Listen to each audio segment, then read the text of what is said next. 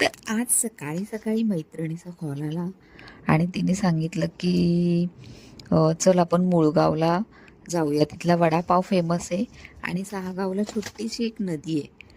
तर मग लगेच आम्ही तयारीला लागलो कामावरून आणि मी आणि स्नेहा निघालो. तिची फ्रेंड होती वेदिका. मग स्कूटीवर मस्तपैकी निघालो. कसं असतं, जे एकदम ठरवून केलेले प्लॅन्स कधीच सक्सेसफुल होत नाही, पण अचानक ठरवलेले प्लॅन्स नेहमी सक्सेसफुल होतात. तसंच आमचं झालं.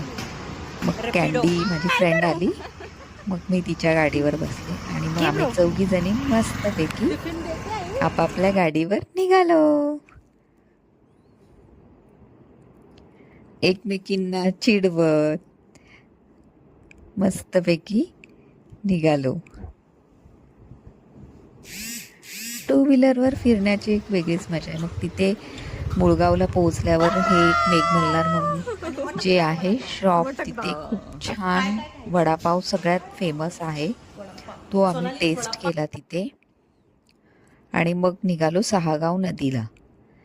तर इतकं सुंदर आहे तिथलं वातावरण, म्हणजे पूर्ण झाडं आणि त्या झाडांमधून जाताना अजिबात बोर होत नाही आपल्याला. आणि मग त्या नदीला पोहोचलो सहागावच्या आणि तिथला हा व्ह्यू. तर आम्ही तर खूपच एन्जॉय केलं त्या पाण्यामध्ये आणि ही छोटीशी ट्रिप आमची सक्सेसफुल झाली. खूप मजा आली आणि खरंच या आठवणी असतात त्या आपण